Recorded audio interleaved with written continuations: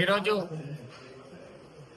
మా ప్రియతమ నాయకులు భారత రత్న మాజీ ప్రధానమంత్రి రాజీవ్ గాంధీ గారి 81వ జయంతి వేడుకలను మా ప్రియతమ నాయకులు తుంకుంట నర్సారెడ్డి గారి ఆదేశాల మేరకు ఈరోజు గజ్వేల్ పట్టణంలో ఘనంగా నిర్వహించడం జరిగింది. ఈరోజు యువత రాజీవ్ గాంధీ ఆశయాలకు అనుగుణంగా పనిచేయాల్సిన అవసరం ఉంది.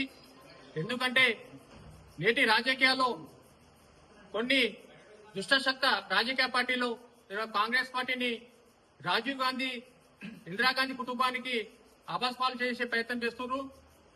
ఎందుకంటే గతంలో రాజీవ్ గాంధీ యువతకు 21 ఏళ్ల నుండి 18 ఏళ్లకు ఓటు హక్కును తగ్గించిన ఘనత రాజీవ్ గాంధీది.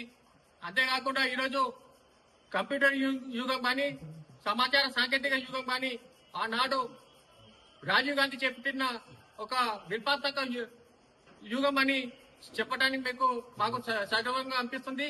అంతేకాకుండా ఈరోజు ప్రాథమికంగా అంతర్జాతీయ సత్సంబంధాలు పెంపొందించడంలో రాజీవ్ గాంధీ ఎడలేని సేవ చేయడం జరిగింది.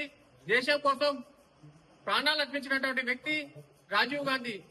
ఆ రాజీవ్ గాంధీ కుటుంబానికి ప్రతి ప్రజలు మద్దతుగా ఉండాల్సిన అవసరం ఉంది. ఎందుకంటే ఈరోజు కేంద్రంలో ఉన్నటువంటి మోడీ ప్రభుత్వం ఈరోజు గాంధీ కుటుంబానికి నెహ్రూ కుటుంబానికి తక్కువ చేసి చూపెట్టే ప్రయత్నం చేస్తుంది.